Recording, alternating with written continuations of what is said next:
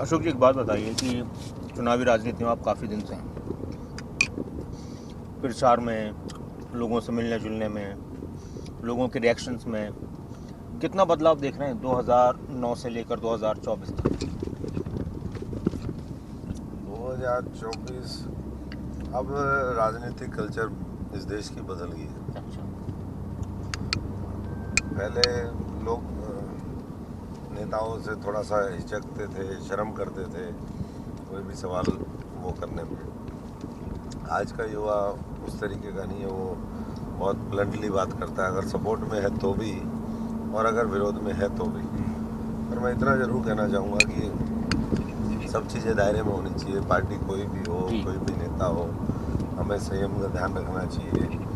और कल नैना चौटाला जी के उसके ऊपर भी बताने पत्थरबाजी कर दी, तो ये मैं नहीं समझता कि एक ठीक व्यवहार है। हमें उम्र का भी लिहाज करना चाहिए और ये भी देखना चाहिए कि ये लोग सब लोग समर्पित भाव से देश के लिए काम करने वाले लोग हैं। कहीं गलत है तो आप उसको अपनी बातों से प्रकट करिए, ना कि हिंसा से। अच्छा, एक चीज़ और कि सुबह निकलते हैं आप, तो जब चुनाव प्रचार के लिए निकलते हैं तो रूटीन नाश्ते का, खाने पीने का कुछ चेंज होता है, या जो हमेशा से आपका सिस्टम रहा है खाने पीने का वो, या इसमें कुछ स्पेशल ऐड करना पड़ता है आपको अपने डाइट में? तो हम दही और इसमें मिक्स इसमें ड्राई फ्रूट्स हैं, आम है और भी कई चीज़ें हैं। बस इसी तरह का कुछ ना कुछ होता है। और कई बार ये भी नहीं होता। अच्छा। तो अगर चलते चलते खा लिया, अगर नज़दीक होता, आज तो नरवाना जा रहे तो लंबा सफ़र है थोड़ा, अगर सफ़र छोटा होता है तो कई बार वो रह जाती हैं चीज़ें और फिर वो खाई भी नहीं जाती। डिनर तो पिछले 60 दिन में मुझे लगता है कि 4-5 बार ही मेरा हुआ होगा, वो भी कोई आ गया या कहीं हमारा फिक्स है, अन्यथा वो भी छोड़ जाता है। तो नींद, खाना, ये सब तो त्यागना पड़ता है। ये मुझे नहीं लगता कि एक समर्पित कोई भी पॉलिटिकल व्यक्ति है, नेता तो मैं नहीं कहूँगा, आज नेता की परिभाषा बहुत गलत हो गई है, उसको एक अलग दृष्टिकोण से लोग देखने लगे हैं। तो जो पॉलिटिकल आदमी है समर्पित, उससे लगता है तो वो ये चीज़ दिमाग में भी नहीं आती।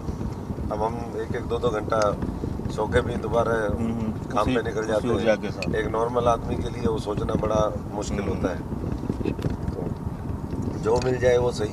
अच्छा, एक बात है, ठीक है, कुछ नेता ऐसे होते हैं कि बड़े आराम से लोगों को उपलब्ध हो जाते हैं, चुनाव से पहले भी, चुनाव जीतने के बाद भी। फ़र्क पड़ जाता है चुनाव से पहले, अगर वो प्रत्याशी के रूप में फिर कोई पद उनको मिल जाए तो फिर लोगों से दूरी बढ़ जाती है, इसकी वजह क्या रहती है? जिम्मेदारियाँ बढ़ जाती हैं। आपको प्रशासन से भी डील करना है, आपने हाउस में भी जाना है आपको, और जब दायरा बढ़ता है तो कहीं ना कहीं वो टाइम थोड़ा सा, दिन तो सबका 24 घंटे का ही है, उसको आप किसी तरीके, हाँ, समय के साथ व्यक्ति सीखता है और उसको समय का भी प्रबंधन आता है, लोगों के साथ किस तरीके से डील करना है वो भी और बेहतर तरीके सीखता है। हमारे देश में लोकसभा का जो क्षेत्रफल है और लोग हैं, वो दोनों ही अपने आप में एक चुनौती है। सिरसा पार्लियामेंट हरियाणा का 1/5 से 1/6 जोग्राफिकल एरिया, वो अकेला सिरसा पार्लियामेंट है।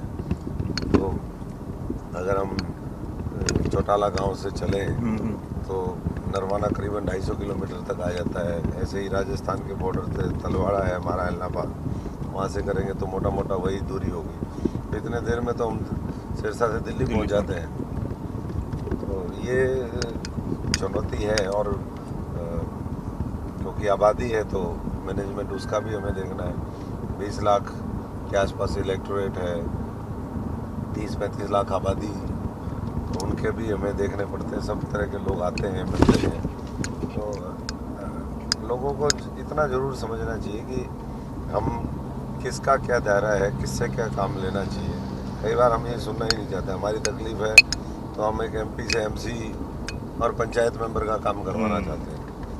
हमने तो खैर वो भी किया, और आगे उस भावना के साथ, क्योंकि जो आ गया उसकी मदद करो। जब पहली बार सांसद बने आप, तो उस वक्त का सबसे यादगार लम्हा वक्त कौन सा था?